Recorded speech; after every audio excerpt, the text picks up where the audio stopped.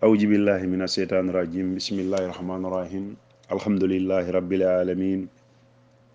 والصلاة والسلام على رسولنا نبينا محمد وعلى آله وأصحابه وسلم تسليما أما بعد آخر فالسلام عليكم ورحمة الله وبركاته وغاس سكوني بيسوغار تاو دينغرا بلا خاغا حقتي الحمد لله اللي سيرن كاروكم واسو بحانا وجمودي وجيكيغا اسوغا وجمودي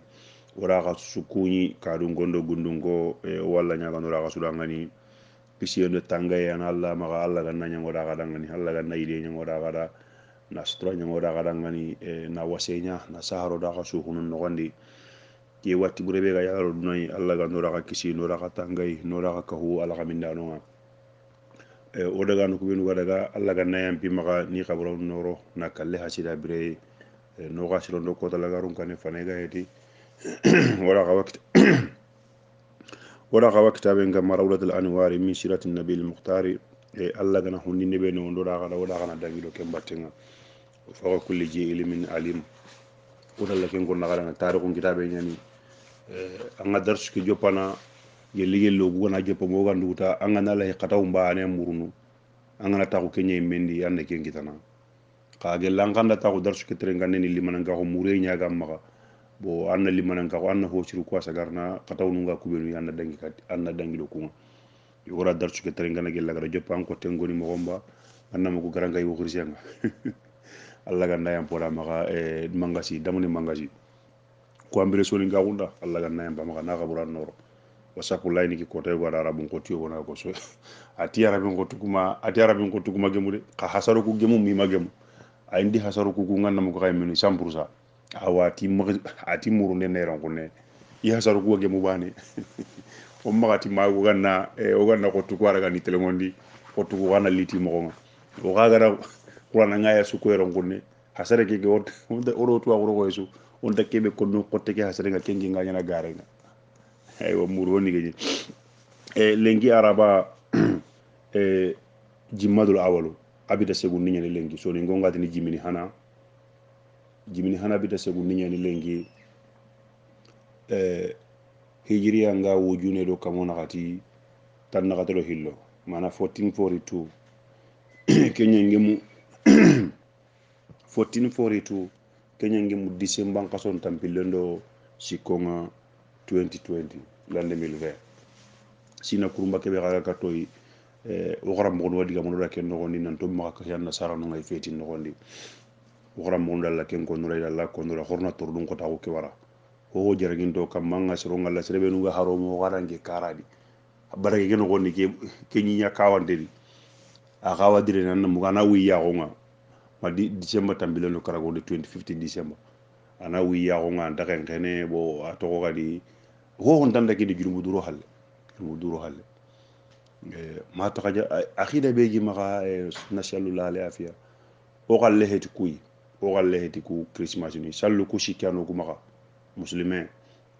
ko yesu wa na ga juma jalli ande mi nyimme nda ko wati juma do juma naga angara ho su dabari ma bayn farla jallun karag wala jumatu ila jumatu wa ramadanu ila ramadanu mukaffaratu bainahunna iya uyitni badil kabaira abu hurairah hadise juma do juma naga farla jalle naga angara utundi hinu ko no dabari alla na yampi amma kendi anda spaj o gudo sukuban jalli sasa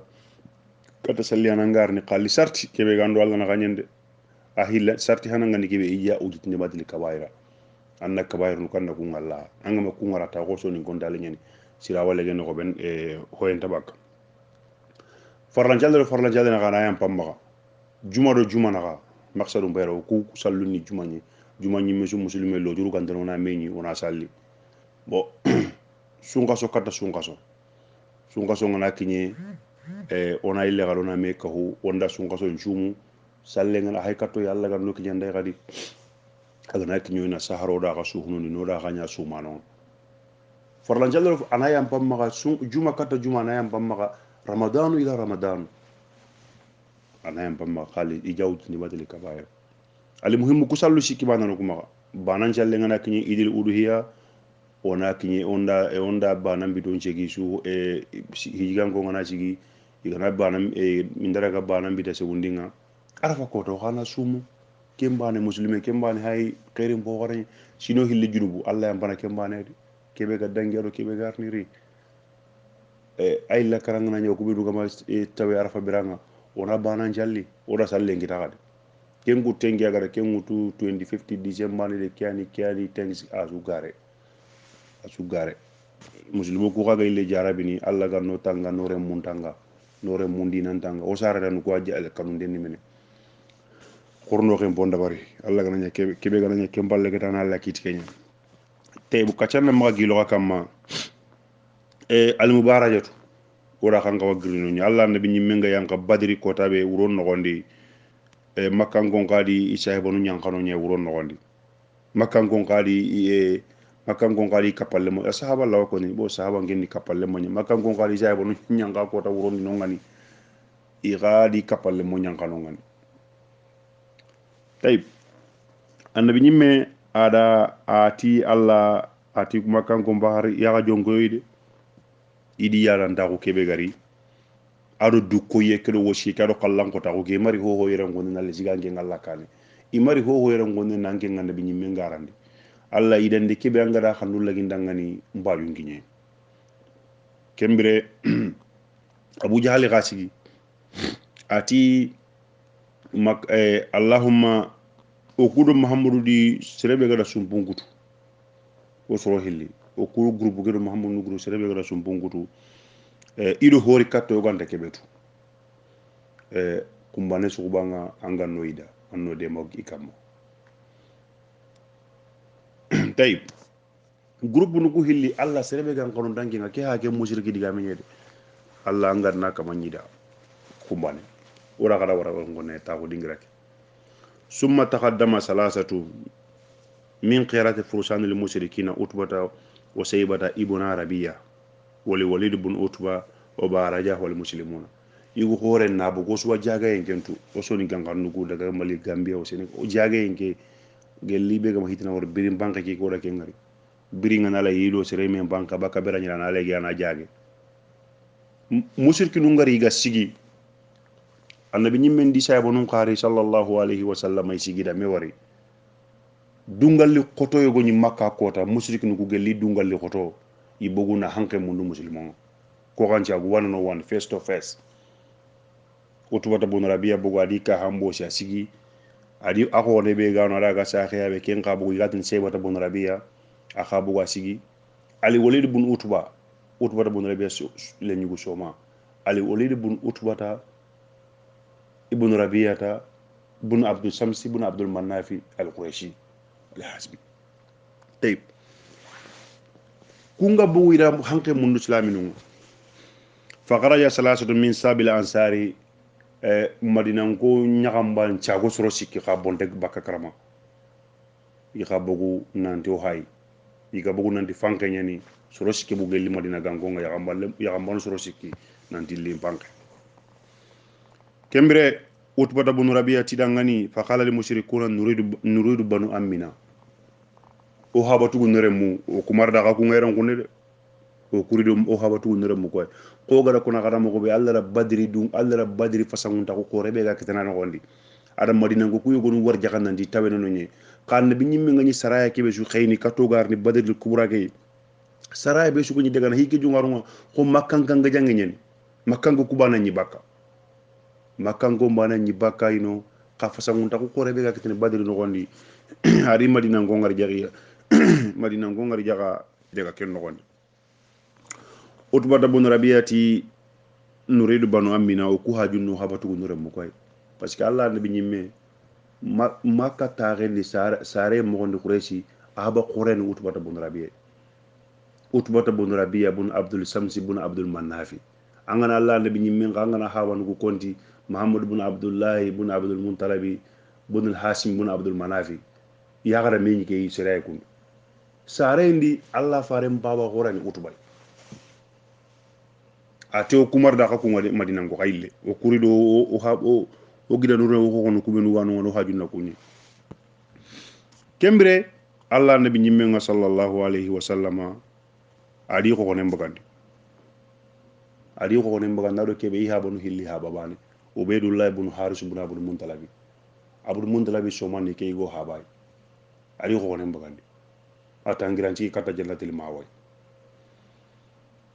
ubaydullah ibn harsu ibn abdul muntalabi ga bogu adi habatu gunde bagandi adi habatu gunde bagandi kata seybay hamjatu ibn abdul muntalabi hamjatu ibn abdul muntalabi atambu kata seybay akangiranci kata jannatil maway kenga bogu al walid ibn utba kaga bogu adi ko ne ngangu ako ko ne be habon hille sa kay habe ali ibn abi talib ibn abdul muntalabi ata kambu angir kata ci kata jannatil maway my friend ke khirsia gotenni anda wari kallengari o hay kallem place ni adi holla kelle mun be no bagandi masalan agandaga banu adire munya baganda ganti umar ibn khattab ambugo ku agandaga kubano continent mbugo ina tanda wari kallengara da hikenya goto nga baski na isa kun den ga ke kille be no gondi adi holla kelle mun be no bagandi kallengara ati khabugo kanji kata jannatul maway tay hamjata bogu hamjata sey bakari hamjata buram mun talabi kendo kebe ga hanke hamjata sey bakari kripunji ga hamjata ga dala ala kari ali khada al walid kari walid bun utbata ali da kari waqt la fati darabatani bayna ubaydatu wa utba kendo ubaydullah bun harsh buram mun talabi isro hilli mana banum be sudi hunen choppi banum be sudi hunen choppi واسقنا كل واحد منهم الآخر ثم كر علي وحمزة على أتوبة فقتلاه يقول كند برتا علي دو حمزة إذا درين يكون غادي غوتي خالون كار إذا درين خورا تلون كاتا وبيلو لا بن حارس ندغا ديما كاكيرا سوبي إذا حمزة أتوبة إذا حمزة إذا كري إذا هاكر نومان kembere isro hilli gara me soppi hitamala ubaidullahi wa qad qata'ati rijlahu kembere da ke gara soppi ala take kutu fa hamalati fa mata ba'da arbatu aw khamsatu ayami bi safra rajiyan ila al madina iga saga ne katta madina iga kinye safra ke dingirai iga kinye ke dingirai wate ke maka mana kutunde ke maka tongadi kutunde ke toke maka tongadi parce que anda war kembiri har bare ma gabi yugo lu wikitana ko alhamdulillah alla gara honnan ci rago be nyum kuda sa dogotora kunga dibalo ko mo bagara kane kenga ni maka barama yoro ko yugo nu kitana kembire no jara nenni katuna da barni anna saha anile jokki da ngolle ka horenni way limité nyani kenga bu gompate no ko ndita ga banga be anta nyana biranay ila kemutu idaga killendi kata madina barame halle keta iga kinye safra yi no ngani hoyke maka to ngadi ya afati no ngani radiyallahu anhu taybu kem palle hilla kapano ngayri halle idi halle koy mana ila danga ni kebe agana dumbu na ko be na bokotay yuru i butu iga wuru iga lato i butu ille sikki gadi kembire fa jamu wala sufibul muslimina i butu ndolli nan kenu islamin ko groupe ngamma bi unufin wasidda ido khotonta ko nyalli keta nan daga halle na nyille kapame na do sembe na likatiya kembere silamini kuku wal muslimuna sabituna fi amakinihum yudafuna an anfusihum wa yaquluna ahadu silamini kuku ngoto siki sigi bategedi ito ko siki bategedi iku wayondo ndenda barni du kamma ko Allah ndabi nyi menga di nyamari mo ko be kasi ka batten no gondi kasre be ganara ganati waxen na kay xana yonto ne baraka du kamma xana ka hangutu xana ka ke be barni xana da bari kembira Allah nabi nyimenga agani hammi ke be no gondi a heje hammi ke no gondi parce que mubaraja ndangi halle kusro ski kargeli maka sere khorondi parce que subhanallah angana muslimu ku hayi gana daga kure sudi har uhudi kure mboga katay sir suga buguna hanke mundia nandi mubaraja anga kawanyu ko raxunga mo yangarni say bonu nyatire ni den anga kawanyu ko raxunga mo yangarni kembira Allah nabi nyimenga hammi kebe ganya kam mayle gil a heje hammi ke no gondi mana heje hammi ke no gondi aray ngolla nguri kata kamunga ati kapalle mandangani kapalle manga karanga buakari ati nyagali adi de li nangrige lallay ide li nangrige lallay jibirullah hayke adi sin kharaben ka cellaga aga hutun awa ko bengirni awa ko bengirni ay atrafa kun khubaru ko benga wa kana allah ken ko ta allah nya qad amadda lil muslimuna yawma bi alfin al malaikati murdafina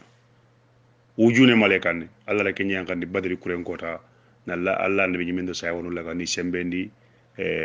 ni dema o ga ken ka kisangi le nyeni taybu yogon wati ni malaikan lina na saybonu sembendia ka mari gaja to ken joxe ngadi ali muhimmo guwado kitabe ki won cikko do ken battenga ona saga na gara gara ko mo be ya kembiri allah nabi nyimme annabi nyimme kande keta yasubu fi dari mana amegandro kebe ga maka ga mo konjirondini aga sokono ويتلو قوله تعالى الله ديغان كان نبي قرآن نغندا وخرنا سيجهم الجمع يولون دبره كورنغر نيكومي نا خوشي كورنغر نيكومي كمبرينا حلا وري ina ويولون ina حلا وري دو حله kembere annabi nyimme ngaraman gada bari ada kittingo baye go wutuna gobba gelli dorenga ada sanki kata mushrikinu ku yaxon ada sanki kata mushrikunu ku yaxonga annabi nyimme da o yaqula watin sahadul wujuh yaxon pinki mana yaxon kare mushriki sun da berake akota wujune ke sere ke be ga sikino ngani agadi kittege gobbe sey ngenda gara sanki katiya ma hoga kite ma hoga waranya ke no gonde ma hoga waranya ke no gonde mentilika mana ken gobbay ma sengi ke hoga waranya ke no gonde wan jalika yaqulu allah ta'ala allah kallangen ti yande bi nyimme ndangani suratul anfal ayake o mara mayta gira mayta walakin allah rama hange masidindi de iki allah ncidindi ara annabi nyimme ne sababu ngana dore ko tuna sankina se ngira ngana sigi me katta me karanga jama ngana gabo mo o gona tin do me ngani ngiti ke gobbi me bi ndoka soro sikina kati be ga tin denga me ada gana war ga ya gonde ka dore ngobbi angiti ngobbage a sanki nan daga kengare har maren kamo sikina kati kamo an kontin par maren me nyaaka no gondi kenni allah kay fi nyi aga dabari annabi nyimme ndangani atanke masidindi de iki allah ncidindi aga wari ya go no gondi kemballe allah nabi nyimme adi kapalle mo nyamari mana la islamin ku nyamari bil hujumi ala al mushrikina islamin ku nyiketa ke ida ikhiniya amatin to sikiyaba agara dore mutu birabe agara gobbe agara sanki ya gondi kembira la islamin nyamari nanti indaga khiniya kata igaron ni sapake naga iga khoton ni gelli karinde no gondi muslimo nganya kata wa khoton ta ko ni kamma birambenga ida hataru mana I hatambugo medi wajadahum annabi nyimmen qari jidi mana Allah kallangen qari jidi hatabugo medi ndawri annabi nyimmen ngi jom mena gane kembere Allah di jidi hatabugo men ndawri annabi nyimmen nga bayna ajuri ma wi jom mena gane aga karindi ni gelli kane bangi muslimon nyaketa ke igarno mushrikin ku saponu nakata horsenga ni sanki bakame o yaktawna la ana wi xannun kutun xannun kutini wa nasarahum lil malaikatu ni dema fakanu yidribuna fawqa al anaqi al mushrikina benu wano wi xannun kam makata o yidribuna minhu kull bannan yi watonte be su katana kutu tonte na wurse nyen tombe nga kata ndron jomo ko malaika nunga yanka Allah yangala ke Allah gatira ngani fadribu minhu fawqa al anaq fadribu minhu kull banani khadi katu kungendo torona khadi katu gelli tonte be sui jalika bi annahum saqullah wa rasulahu ila Allah ko sori da faren jori serbe khagara Allah so ngara faren jori ambraje mbayke ويضربون منه كل بنان فكان يندري راس رجل لا يدري من ضربه الناس رينغر مشركين كو وقت بيغو ميغي حكون نون كوندا كوري نان دي مالك نو نياكا ياني كجامني نانغجا الناس رينغر ياي نكولانا كوتي باكاي انتو سيربي غدا كوتو باكاي الناس رينغر يا كيتنا كوتي انتو سيربي غدا كيتكي كوتو ما قوسي غانيا مشركين كودي ما قوسي غانيا mushrikinu ku groupe nogondi ni ki khosono igara kenda bare bane mushrikinu ku fala jubil firari wa ghajal muslimuna yutaridunahum yuqatiluna fariqa wa yasuruna fariqa iga wurubane musliminu ku daw islaminu da wardi batenga iwa yogonu karni iga nay be kitano gondi na honu kari iga koto kubenu shitini na kunjiti idiri madine ibulisa nya kota ibulisa ka atawe akota nalli suraqata bun maliki nalli ken shuran nogoni ta yida li mushrikina nalli islaminu ku nengani nalli mushrikinu ku bangi ta yida li mushrikina nalli mushrikinu ku ragani sembendi ibulisa lanahullahu adu aga mushrikinu ku ragana gi ñokini an qitali muslimin nanti xama kanu ku suro dantan do haydo ki xakum bayran kunne wujuna do hosere kamo kabi kata wujuni xakum bayran kunne ku hay kamo siki xawasere binu dum billana kado ku gona ñaka kripu alla demande ngara annabi ñimmendi sabanu ngore e ngita makka e badri kure ngota gara makka ngoni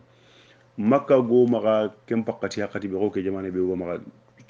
go maga sasa duna no godi hinu na alla maga hinu la wasanjene waga 2021 ke ana supapa wa ke nganda mukimene ana kini jamane tane ka jamane nda duna no gondi kudo jamane be gana kripu jikini sasa iganda nyi idi khalsi ke sur way pen nyeri na saxundi ga jambonu ngabe ngi maga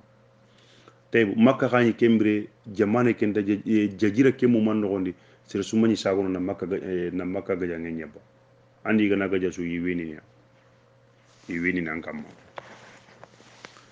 suragata kembere suragata iblisari nam padari suragata bun maliki suran no gondi kabiram be nga gada malaika nungari ma yafalu nakasala akhbayhi wa fara ila bahr al ahmar wa alqa nafsahu fihi atogo wurna ga hanga jamere daga adaga du sedi hamdu ben no gondi biram be gada malaika nungari ga kebe nyana walla ya nga ke gonu da mo ati inni akhafullah rabbul alamin biram be jamo ko hilli gada mi wara da malaika nun ga wari akenda wuru yan koradi adaga abu jahali kallano abu jahali kembire ani mushrikinu kuna kanu ngani ko gello gara ko mo be jo pandira ke badri kule nyanya igati nyille o julance te nyillati no ato ko gata opportunity ngita ke killay ona golle tra mahamoudi sabonu ngam maduna ga ngira arno tarihu nyari nan jahe maduna ga ngira suga kono gelli hari gana wuri gana ille duna suna to keta go gara golle be dabari o gara wo sago ron gonne kasumuma ser sumakatu jagira ke mo majuna algan si oro duna gille na khasere ndako ga jange yebana ser sun ndako ga jange yebana tay kembre abu jahali ga bugu ado wosiedo dukko yebe ga me ya ga yana jama ke naka kana fi sufil muslimina hawla abdurrahman ibn auf islamini ku sapandi ga sigi walla nabi ni menga di sigi ni sapa jigindi abdurrahman ibn auf karanga jagambanu suro hilli wasikino ngani jambar nu nyani punti abdurrahman dangani di baba kula hanna ko yi groupe ke no gondi ko gani abu jahali abdurrahman ibn auf meti ati gara kullum hoyda tunandi ku haju na kallenga na ngoda idi igara ku hay mo be ku haju nga kallenga tay ito ku haju na ya amu arini aba jahali anna ko sirege be gani abu jahali groupe ke no gondi parce que kunni madina ngonya nda abu jahali tu sapo no nga sigi da abdurrahman ibn auf ko bonji di baba idi karambay ke bane ito kula hanna atu akoyo jama ke no gondi sirebe gani abu jahali ati kana man khanya nati abu jahaliya yiti do ko khibare annahu nanti akinga ni khaga ni makai ani allah nabi ni menkana fa wallahi nafsi bi yadi okunati allah kebe guyo nginga kiten no goni wallahi la in araitahu o gugana abu jahali wari ya gonna gati gangala o gubbinin binando abu jahali binin bina bane daga na lagaraya mana gado gugunga ille madina su abu jahali kara kado kuga ma ille madina kado kuga ille madina ta abu jahli kara o kubbine binando abu jahli binanu o kusro illi kana bana de ngene lagara ya o kuda de ngene lagara tay abdourahmane ibn auf tiɗi kuidalle munu kusro hilli ha yidatu nanti ku hajunga kallenga banenti leminan bane ngada gundi kam ko abdourahmane ibn auf da kebe ga siki karanoge nda hasage kundi ga umenoy biram be nga ketake saponu nga siki keta jamanga bugumedi saponu nga sigi jamancu ga bugumeno gondi kembere abdourahmane ibn auf da ala abu jahali wori awo janka maga waccandarne jama kena ati lemunu kusuro hilidangani ati ke haya abu jahaliya kembere ida megolo da batten ida warra batten ida battellondi ida la kiripullondi parce que soro hilli lemunu kusuro hilli ke bane aga ni sin ko pananti wo wuru indaga ke bane soppi ke bane na wuru gilla kane ke ngana wuru gilla kana nde wuru ke bane gara wala warda halle ida soppi ke nogondi mi ga taki kutun taki kampi ko tamar gingi ngana kuti yaga kampi ne mo taki kampi bane ke khatara ga ken khara suhandi mo bre mana ida kutte mo gay ketamin bane ke khara suhandi mo bre arandaga gilli kemiri da togono ngani a wadde be ni kempore no gondi isro hilli wuru ida kata Allah nabi nyimenga sallallahu alaihi wasallama itida abu jahali kari annabi nyimmen dida ngana de khasro hilli ko ganda kari isro hilli suti ba ino gondi ati kanda kari so banen di isro hilli suti banen dangana ko anda kari annabi nyimmenti eski khasro hilli o bana sudi ka hake su saba bana sudi ka hanju saba ko igara soppinde ndabari bana sudi ka halla ga gara su saba iti hani to mo ko hanu jusa tinna ga ka hanu ko hilli hay angol serebe gana soppindi tika nganga manka gera kan jusa na horembo gay ya to ko gadi soppinde ngani ni soppinde ra kan ngani nanga hake atinna ga ka hanu bay igara ka hanum bay ida horenyi hilli suyi annabi nyimmenti khasro hilli suanda kari kengani majudo muawiju afrare munchoro hilli kusu hay gubane le munye men isro hilli su ina haba bane kusro hilli muawiju ke kenyille fi nafs al kenyille sayyidun burakhon kitana ken mana abu jahali karahalle iyanka halle filin no goni nan jokkido ko jangen battenga kadi muawiju kenda seydum buragon kita ida ken fatindi badiri kuren no gondi o bakhiya maju kenken to birene ma kata ila jamani usmani radiyallahu anhu aken to birene ma usmani khalifa gum bakati arifati kenya no gondi allah nabi nyimmen kinindi akembe ga to birene angana serebe kari aga jampo nundu akirti katonu benu wayi ni kinan ada kini muaju kebe ga to birene birambe nga maraka kenyemi halle keta mubaraja nyemi halle sorombu keta iga murundi ni kurege no gondi fo wajadahu abdullah ibn mas'ud ramukun fo wala rijlahu ala unuqihi wa khajala yatahu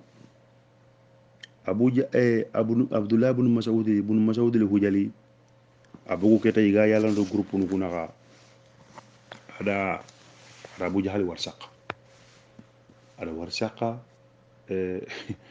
horenga bakay ada sin kellaga na ingolla kerga nanti nakutu adara ngani alla da nyagundi alla khonne anyagu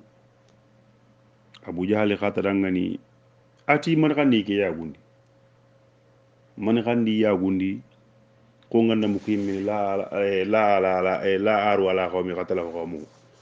ko mana yangoti kumaga ko serebe andon ciro nyaga gajanyi misoro nyaga dankari kumbaga kembeti big deal ya problème ngenne minna gay serebe annan gajane wande nangari kinyini kumbaga problème abu jahali dan abdullah ibn mas'ud dan gitu ko tayego ibn mas'ud garaga Allah ayan khara congress ga tawu dar na diwa idaraga nakatu abu jahali daro ko shiri allah nabi nyimenti bun mas'ud daga ambaju ko tay go warni angarnan tam bontuka abu jahali no gondi sadaqa rasul sallallahu alaihi wasallama kenya nyabati kuren kotal bunu mas'ud al-hujali ati abu jahali ti bunu mas'ud al-hujali dangani atin khibari ati limani dairatul yawm ati mana lengi fili ke nokondi konu ganda wale ngutu konu ganda wale ngutu lengi fili ke nokondi bunu mas'ud darangani ati allah wa rasuluhu ati allah di fare nyanda wale ngutu lengi allah sage adi fare yanda wale ngutu lengi allah di fare mana ide na muslimo nyara lengi muslimo nyanda ide ngita kesu bunu mas'ud take wasika kam ak jimmen kam abu jahali ti bunu mas'ud dangani ati la gadir takaita murtaqa sa'aban yaru wayel khaname abu mas'ud angen tan jiki ki abu jahali ya kam makun anji gi hoore kam lengi koy tamisa naga nanake angotu kembere nya inyi kummo ikumma ka tamisa naga nanake tamisa naga ni ngem boy problème ni allah nabi nyimme sallallahu alaihi wasallam ati nabi nyimme suma dangi maganta gara tamiso naga fare nyimme nyi naga ni makango ndanga ni ho daga dangi ken kisanga mo be inya tugana ino kempa go godo tammi o ku lengi riyal no sikki kembere nya tugana kenye i asratu riyali sa misale ndo ni nya tugana kenye tay bunu masaudu ada in gollankutu ada abu jahali in gollankutu bakay adari kata allah fare sallallahu alaihi wasallam kembira nabi nyimmenti ati allahu akbaru allahu renni alhamdulillahi alladhi sadaqa wa'adahu adi nyinan to ngondi tigay ngalla adi nyinan to ngondi wana sara abu dahu adi komendema ada kuru horen go so hajamal haja abu wa'adahu wa qala haja firawuna haji li umma ken no wona annabi nyimme ngal allah tiga ati ke kundu ke ngolla kundu dagume kundu de ike muhammadu ummato no ko agati kullu ummati lahu firawuna ummanto suga dangi haro ko garange lenki manto suga di groupe suga di firawuna ngama o ko ga muhammadu ummato no ko firawuna ni abu jahali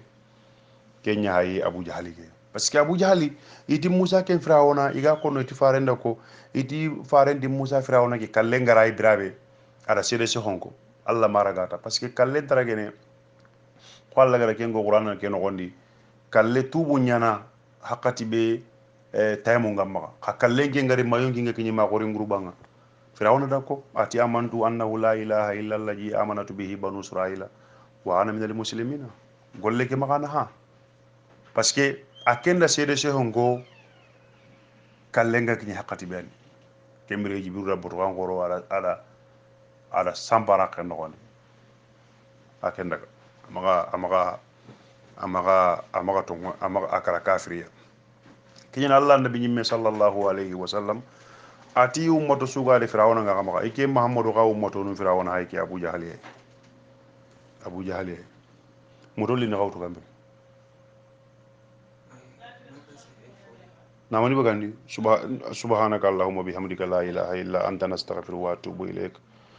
o dugo da kana waray ron kunne dagen kiyaga gilo digamu ko kana hosiru ku sagara bakka no kondi